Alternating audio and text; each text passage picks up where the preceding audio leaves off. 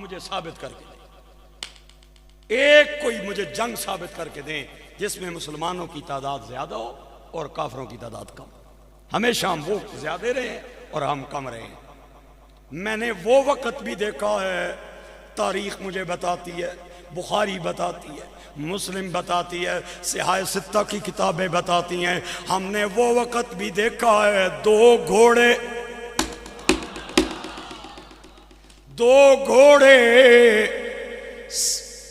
گھوڑے 6 زریں 8 شمشیریں بدلنے آئے تھے، یہ دنیا کی تقدیر ہے۔ وہ لشکر ساری دنیا میں انوکھا تھا، نرالا تھا، جس لشکر کا افسر آپ کالی کملی والا تھا۔ اے اسلام کا پہلا مارکہ، یہ دین کا پہلا مارکہ، اور ٹوٹل تعداد کتنی ہے؟ 313۔ جس کھجور سے صبح روزہ افطار کیا کرتے تھے اسی کھجور کو چوس کے روزہ سحری کر لیا کرتے تھے۔ 2 گھوڑے 6 زرہیں 8 شمشیریں بدلنے آئے تھے، یہ دنیا کی تقدیریں، اور مقابلے میں 100 زرہ پوش 1000 کا لشکر اور گانا بجانے والی عورتیں ساتھ، نغمے طرح طرح کے سر و سامان۔ لیکن دنیا نے دیکھا 313 روزے داروں نے 1000 کافروں کو شکست عطا کی، اور اللہ نے اسلام کو عزت عطا کی، کفر کا منہ کالا ہوا، اسلام کا بول بالا ہوا۔ اقبال نے کیا خوب بات کی، اقبال کہتا ہے گرچہ زر بھی ہے، گرچہ اقبال ڈے کے حوالے سے، او نوجوانوں لکھو میرے جملے، گرچہ زر بھی ہے جہاں میں قاضی الحاجات۔ اقبال آہدہ ہے اگرچہ پیسے نال بھی بڑے کم ہو جانے، چاہ پانی لاو نا تے کئی نجائز بھی جائز ہو جانے تے رام بھی لال ہو جانے، گرچہ زر بھی ہے جہاں میں قاضی الحاجات، مگر فقیری سے جو میسر ہے وہ تونگری سے نہیں۔ پتہ نہیں کون سمجھے گا میرے جملے نوں۔ علامہ محمد اقبال قلندر لاہوری، اوے اقبال ڈے منانا آسان ہے، اقبال کی تعلیمات اور فکر پہ عمل کرنا بڑا مشکل ہے۔ اقبال کے مزار پہ جا کے وہ گارڈ آف آنر میں کھڑا ہو جانا آسان ہے،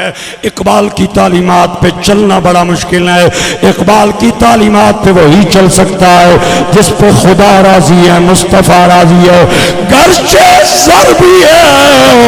جہاں میں قاضی الحاجات،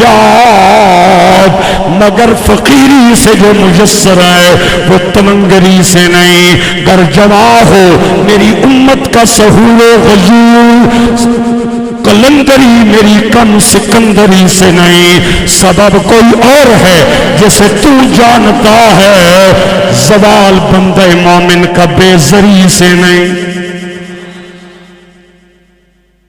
اقبال کہتا ہے تو سبب جانتا ہے، جو سبب ہے ہمارے زوال کا وہ پیسوں کی کمی نہیں ہے، وہ اسلحے کی کمی نہیں ہے۔ آج خیر نال ایٹم بم ہے یا نہیں ہے؟ وہ بولنے کیا لے، میں یہ چشمہ براج اٹامک کے سامنے گج کے آیا، میں کیا کڈو نہ باہر اس کا، اے کہوٹا میں خطاب کر کے آیا ہوں بالکل اٹامک کے گیٹ کے آگے۔ میں کیا کدو کڑ سو، کشمیر کے لیے بھی یہ کام نہیں آئے گا، بیت المقدس کے لیے بھی کام نہیں آئے گا، تو پھر میرے کو لکھوا لو اے مسجد نبوی واسطے بھی کم نہیں آنا، اے بیت اللہ شریف واسطے بھی کم نہیں آنا۔ پھر کیوں ارباں روپے نہ فنڈ پیا لینا ہے دسنا، پھر کیوں ہزاراں تے لکھاں دیاں فوجاں پیا پالنا ہے بیرکانے اندر، اور کیوں پاکستانیوں پہ ظلم کر رہا ہے۔ ہم نے تو یہ سنا تھا اسلام پہ آڑا وقت آئے گا تو ہمارے ہتھیار کام آئیں گے، اور جو سوچ پرانی کا مالک ہو اس سردار کا کیا فائدہ۔ اے شعر میں پڑھے ہیں سیال کوٹ کرنے اندر، اور علامہ فاروق الحسن صاحب نے اپنا موبائل کا کیمرہ نکال کے میری جملے کو ریکارڈ کیا ہے، پتہ نہیں تو کہ استقبال کریں گا میرے جملے آندہ۔ او جو سوچ پرانی کا مالک ہو اس سردار کا کیا فائدہ جو غیر کے آگے جھک جائے سر پر دستار کا کیا فائدہ جو محض نمائش کی خاطر ہو اس بیکار ہتھیار کا کیا فائدہ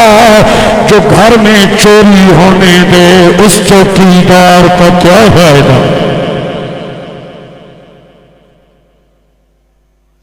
گھر میں چوری ہو گئی گھر میں ڈاکہ پہ گیا یو پیڑیا تک تے تیرے ہتھیار پہ یہ کیڑے کام آس اللہ اللہ تو کہتا ہے ہم غریب ہیں تو کہتا ہے ہم IMF سے قرضہ لے کے ملک چلا رہے ہیں میں کیا بھٹا تو گول کیتا ہے میں تے نہیں کیتا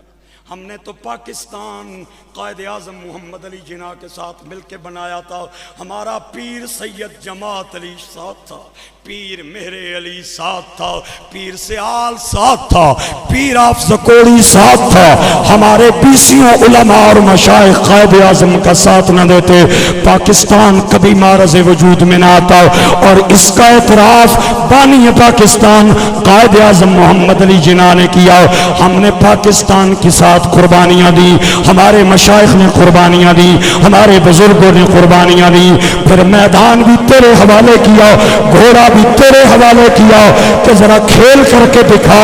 تو نے کیسا کھیل کھیلا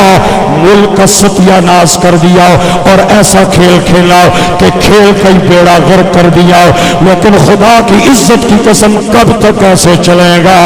اب نہیں چلے گا اب نہیں چلے گا اب عوام کو پتہ چل گیا ہے غدار کون ہے محمد کا وفادار کون ہے اب قوم جان چکی کون غدار ہے کون وفادار ہے گرامی قدر احباب اقبال کہتا ہے گرچہ زر بھی ہے جہاں میں قاضی الحاجات مگر فقیری سے جو میسر ہے وہ تونگری میں نہیں اوے میں تے اسلام دا او زمانہ میں یاد کرنا وہاں جدوں احد دے میدان دے اندر 70 بندے شہید ہو گئے جدے اندر سرکار دے چچا جان حضرت امیر حمزہ بھی نے اور مصعب بن عمیر بھی نے لیکن کفن واسطی کپڑا کوئی نہیں کفن واسطی کپڑا کوئی نہیں کفن واسطی کپڑا کوئی نہیں حضرت صفیہ میرے آقا کریم دی پھپھی جان اور امیر حمزہ دی سسٹر تے ہمشیرہ 2 کفن دیاں چادراں لے کے آئیاں تے سرکار دو عالم نے فرمایا کفن دیاں چادراں 2 نے ایک کفن دی چادر مصعب بن عمیر کو دی جائے ایک کفن کی چادر میرے چچا امیر حمزہ کو دی جائے میں آپ حضرات کو کیا بتاؤں مصعب بن عمیر کون تھا کہ عثمان دا بیٹا سی جڑا صبح دے ٹائم کپڑے ہور پاندا سی شام دے ٹائم لباس ہور پاندا سی اے گرمیاں تے سردیاں دے علیحدہ علیحدہ سوٹ اے خوشبو لا کے جدوں مکے دیاں گلیاں چاندا سی تے صحابہ کہندے نے گلیاں خوشبو نال مہکدار ہو جانیاں سن پھر ایک ٹائم آیا اے نازا تے نخریاں پلن والا جوان ریشم تے کم خواب تے بستریاں تے کروٹ بدلن والا جوان طرح طرح دے لباس بدلن والا جوان طرح طرح دیاں خوشبو لا کے مکے دیاں گلیاں آن والا جوان ایدی نظر میرے نبی دے چہرے تے پہ گئی اور تو اجے میڈا ماہی نہیں تکے آ جنوں ایستے قوم بول دی نے میں کدھر جاواں تو اجے مینڈا ماہی نہیں تکے آ جنوں ویکھ کے چن شرما وے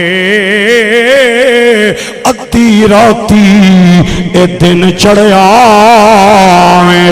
جے سونا رخ تو نقاب ہٹا وے او توبہ توبہ اڑا حسن مہیدہ جدی جھال چلی نہ جاؤ میرے نبی دی زلف دا قیدی ہو گیا ماں نو پتا چلیا انہیں چنڈ کٹ کے ماری اسا کیا چھوڑنا ہی نہیں ہے چھوڑنا کلمہ مصعب بن عمیر کہندا اماں میں رب دی دتی جان دے سکنا وا محمد دا دتا ایمان نہ دے سکتا ایک چنڈ ماری دوئی ماری ماں نے دھمکی دیتی، ماں کہ اے جڑے میں کپڑے بدلوانی ہیں نا سویرے اور شامی اور میں لوا لیساں، اے خشبوں والا کہ جڑا چڑا ہو کے مکے دیاں گلیاں جانا ہے اے میں ساریاں الماری نے اندر بند کر دیاں گا۔ مصعب کہندا ہے ہن تیریاں خشبوں دی لوڑ کوئی نہیں۔ ہائے ہائے ہائے، او گل بجھ